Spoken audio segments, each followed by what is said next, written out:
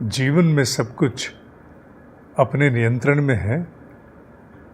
अगर होता तो भगवान कृष्ण को आदिगुरु मुनि वेद व्यास जी के माध्यम से ये कहने की कोई आवश्यकता नहीं थी, कर्म पर अधिकार है तेरा, फल पर नहीं। फल प्रतिक्रिया स्वरूप प्राप्त होगा, इसमें कोई संदेह नहीं है, पर फल अनेकों अन्य कर्मों की प्रतिक्रियाओं पर भी आधारित होता है। सभी कुछ नियंत्रण में नहीं है। रहा होता तो ना जाने मनुष्य क्या कुछ कर जाता है। फिर भी इसमें कोई अतिशयोक्ति अर्थात कोई बड़ी बात नहीं है कि विधाता ने अपने पास थोड़ा सा अंश रखा है नियंत्रण का, बाकी सब मनुष्य को सौंप दिया। मनुष्य अपनी चॉइस के द्वारा नाना प्रकार की उपलब्धियां अथवा अधोगति गिरावट को प्राप्त हो सकता है। मूल भाव यहां आज कहने का एक ही है, कर्म पर संपूर्ण अधिकार है, based upon our own choices, what we choose, what we opt। और जिसे हम चुन लेते हैं, जिसके पीछे हम पूरी शक्तियों को झोंक कर लग जाते हैं, फिर उसके अनुरूप प्रतिक्रियाएं आती हैं। हाँ, कई बार परिणाम उस स्वरूप में भले ही ना आए जैसी हमने आशा आकांक्षा की थी, क्योंकि अन्य बहुत से कारण हैं जो नियंत्रण से परे आकर प्रभावित कर जाते हैं।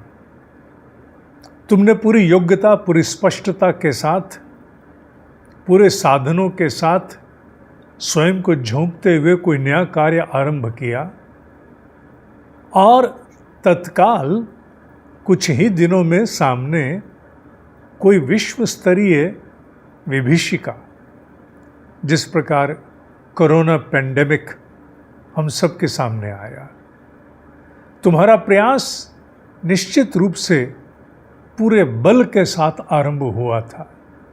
बड़े जीवट के साथ सकारात्मक भाव से तुमने आरंभ किया, पर क्या करें, नियंत्रण से परे की एक प्रतिक्रिया पेंडेमिक के रूप में आई और तुम्हारे प्रयासों को बहा कर ले गई। तुम प्रतीक्षा करते रहे कि 2 दिन, 2 महीने, 6 महीने, 1 वर्ष, पर तुम्हारे पास उतना समय नहीं था कि तुम टिक सको आने वाले 2-2.5 वर्ष तक। तब तक साधन भी खत्म, उत्साह भी कम और सब कुछ बिखरता सा प्रतीत हुआ। तुम्हें निश्चित है ग्लानि इस बात की होगी, मैंने आरंभ ही क्यों किया। खेद ईश्वर के प्रति शिकायत के रूप में होगा कि मैंने ऐसा क्या अपराध किया था, ऐसा क्यों हुआ। इसमें कोई संदेह नहीं है, तुम निश्चित रूप से अधिकार रखते हो कहीं ना कहीं ईश्वर के प्रति अपना खेद व्यक्त करने के लिए। पर एक कर्म योगी को अपने भीतर ये पहले से स्थापित करके चलना चाहिए। 80% मेरे हाथ में है, निश्चित है, पर 20% उन शक्तियों पर भी आधारित है जो मेरे नियंत्रण से परे की शक्तियां हैं। अब तुम जल्दी से भाग्य की ओर मत भाग जाना कि क्या साहब भाग्य पर आधारित है। केवल भाग्य ही क्यों चुन लेते हो हर बार। अब पेंडेमिक तो पूरी पृथ्वी का भाग्य बन के आया था ना, तो वो किसी एक व्यक्ति का भाग्य नहीं था, सबने उसमें झेला, नाना प्रकार से झेला और विश्व स्तर पर झेलना पड़ा ना। तो तुम उसे व्यक्तिगत भाग्य की संज्ञा देके मत कहो। जन्म कुंडली में पेंडेमिक के प्रावधान तो नहीं थे ना। उसी प्रकार अनेकों अनदेखी शक्तियों का प्रभाव हमारे कर्मों पर भी पड़ जाता है, पर उनका अंश 20% से अधिक नहीं हो सकता।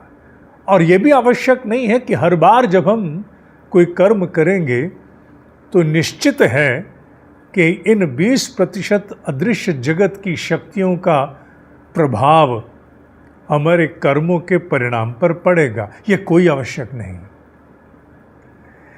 इस बात का कोई उल्लेख कहीं से मत उठा लेना कि बार बार पुनरावृत्ति, रिपीटिशन होगी। कदापि नहीं। हर बार की स्थिति अपने आप में विशेष होगी।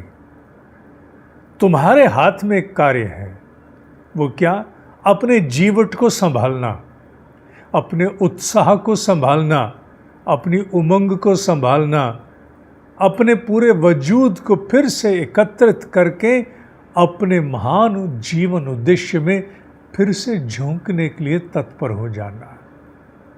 अगर खंड खंड एक बार बिखर भी गया तो भी अगर तुम्हारा उत्साह बना हुआ है, कुछ नहीं बिगड़ा, कुछ नहीं बिगड़ा। देखो, उत्साह मर जाता है ना, सब कुछ होते हुए भी बिखर जाता है। बहुत से लोग हैं जिनमें उत्साह की कमी है, उमंग की कमी है, साधनों की कमी नहीं है। उन्हें जीवित प्राय मान लेना हमारी भूल है। बहुत से लोग हैं जो बड़ी प्रतिकूल स्थितियों में, एडवर्सिटीज में हैं, उनका उत्साह जीवित है। वास्तविकता यह है कि जी तो वो रहे हैं। हाँ, तुम मूल्यांकन की दृष्टि से कह सकते हो कि लौकिक स्तर पर, माने बाहरी स्तर पर उपलब्धियां तो दूसरों ने प्राप्त की हैं, उन्होंने नहीं जो केवल अपने भीतर उत्साह बटोरे बैठे हैं। मनुष्य जो वास्तविक भोग भोगता है वो इस खोपड़ी में भोगता है। बहुत से लोग बहुत कुछ होने पर भी अधूरे पड़े रहते हैं, जो है उसका भी सानंद भोग नहीं ले पाते। बहुत से लोग जिनके पास बहुत कम होता है वो उसे भी प्राप्त कर धन्य होकर के सानंद भोग प्राप्त करते हैं, धन्य हो जाते हैं। इसलिए जिसके पास उत्साह की पूंजी है, जिसमें जीवट है, वो कभी नहीं बिखरेगा। उसे भले ही वो 20% शक्तियां उसके कर्मों के परिणाम को आकर के प्रभावित कर जाएं, तो भी वो अपने आप को बटोर करके फिर से तैयारी करेगा। और तुम मेरी बातों को केवल एक लेक्चर ही मत मान लेना। मैंने इसे जिया है बेटा, और जीवन की बड़ी लंबी अवधि तक जिया है। कोई 2, 4, 5 वर्ष नहीं। जब 10, 20, 30 वर्ष तक जीना पड़ता है तो उसके बाद जो तुम्हारे मुंह से उद्घोष निकलते हैं उनमें प्राण होता है, क्योंकि वो सजीव वाक्य हैं। मैं जी के बोल रहा हूं कि 1000 प्रतिकूलताओं में भी उस जीवट को, उस आशा को कभी नहीं मरने दिया। एक एक एक निर्धारण अपने जीवन उद्देश्य के साथ कर लिया। क्या? मुझे करते करते मरना है। मुझे करते करते मरना है। फिर पीठ पीछे मुड़ करके देखने का कोई औचित्य नहीं, कारण नहीं बनता। फिर तो केवल छाती लगानी शेष है। ये ठीक है, विवेक के आधार से स्वयं के मूल्यांकन निरंतर होने चाहिए। अपनी पात्रता, साधनों की उपलब्धता, लक्ष्य की स्पष्टता, नीतियों में परिवर्तन, ये सब तो अनिवार्यताएं हैं।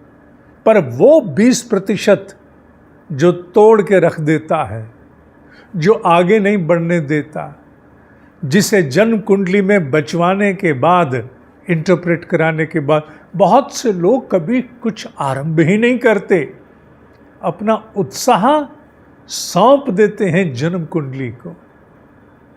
कभी भी ऐसा नहीं करना, क्योंकि अगर अदृश्य शक्तियां हैं जिनके कर्मों का प्रभाव हमारे अगर अदृश्य शक्तियां हैं जिनका प्रभाव हमारे कर्मों के परिणाम पर उल्टा प्रतिकूल पड़ सकता है, तो वो शक्तियां भी तो कहीं होंगी जो कहीं हमारे अदम्य साहस और जीवट और हमारे शिव संकल्प को देखकर सहायता के लिए भी उपलब्ध होती होंगी। और मैं ये केवल किसी कपोल कल्पित कल्पना के आधार पर नहीं, अनेकों ब्रह्म ऋषियों से प्राप्त वाक्यों पर आधारित होकर कह रहा हूं। अदृश्य जगत में वो शक्तियां भी बहुत बड़ी मात्रा में हैं, अपितु ये कहें उनकी संख्या अधिक है, जो मनुष्य को जीवट, मनुष्य का जीवट देख करके उसके उपरांत उसे बल देने के लिए, साहस देने के लिए, उसके लिए उपयुक्त संसाधनों को जुटाने के लिए, प्रेरणाएं देने के लिए, सद्विचार देने के लिए भीतर स्फुरना, इंट्यूशन बनकर जागृत होती हैं, जो उसके लिए संयोग को इंसिडेंस बिठाती हैं, जो उन्हें अपने अनुरूप व्यक्तियों से, स्थितियों से, विषयों से मिलवाता है। वो भी तो शक्तियां हैं ना। भले ही मेरे नियंत्रण में वो 20% ना भी हो, पर अगर 80% को सहेजने का, संभालने का, स्वयं को बटोर कर फिर से खड़े होने का अगर मेरे पास ऑप्शन, चॉइस, बूता, विकल्प है, तो वही मेरा संकल्प है। मुझे अगर अपने आप को इकट्ठा करके फिर से जुटाने का, जुझारू बनाने का अगर ऑप्शन, विकल्प है, तो वही मेरा संकल्प है। मेरा जो भी शिव संकल्प है उसमें मुझे वो 20% शक्तियाँ जो मेरे नियंत्रण से परे हैं, वो मुझे पछाड़ तो सकती हैं पर बांध नहीं सकती, बांध नहीं सकती, क्योंकि मुझे मुक्त रहने का अधिकार कृष्ण ने दिया है, उस महादेव ने दिया है। 80% मेरे हाथ में सौंपा है, अन्यथा कह देते कि तेरे बस का कुछ नहीं। उसकी इच्छा से एक एक पत्ता हिलता है। अगर उसकी इच्छा से एक एक पत्ता हिलता है तो उसी की इच्छा से हर काल के अर्जुन को 80% कर्म पर अधिकार प्राप्त है। अधिष्ठानम तथा कर्ता करणम च पृथक विधम विविधाश्च पृथक चेष्टा दैव चैवात्र पंचमम। जो 5वां हिस्सा है 20% का, द फोर्सेस बियॉन्ड कंट्रोल, उन पर मैं अपने उत्साह को, अपनी उमंग को, अपने जीवट को न्योछावर नहीं होने दूंगा, उसे बटोर के रखूंगा। वो ठीक है, ना जाने मेरे किस कर्म के प्रभाव से, अथवा संभव है मेरे कर्म का प्रभाव ना होते हुए वैश्विक स्तर पर ही कुछ प्रभाव आ गया हो। प्रतिकूल अगर प्रभाव आ गया तो भी क्या मैं हारूंगा, हारूंगी? नहीं हारूंगा, क्योंकि अगर मैं हार करके अपना शिव संकल्प छोड़ देती हूं, शिव संकल्प माने कल्याणकारी, तो मैं कहीं ना कहीं अनादर करता हूं उस ईश्वर का जिसने ये व्यवस्था रच करके हर काल के अर्जुन से आशा की कि वो गांडीव उठाए। समर्थ होते हुए भी सारथी बनकर, मार्गदर्शक बनकर के वो आशा करते हैं कि संकल्प का गांडीव तुझे ही उठाना होगा अर्जुन, किसी और को नहीं, वो तेरे ही बूते में आएगा। इसी विषय को लेकर के हम इस महत्वपूर्ण संकल्प शक्ति के इस मेंटरिंग कार्यक्रम को आयोजित करने जा रहे हैं। अगर तुम्हें ये बात समझ में आती हो तो नीचे दिए गए ईमेल पर लिख दो आई एम रेडी। हम तुम्हें संपर्क स्वयं कर लेंगे।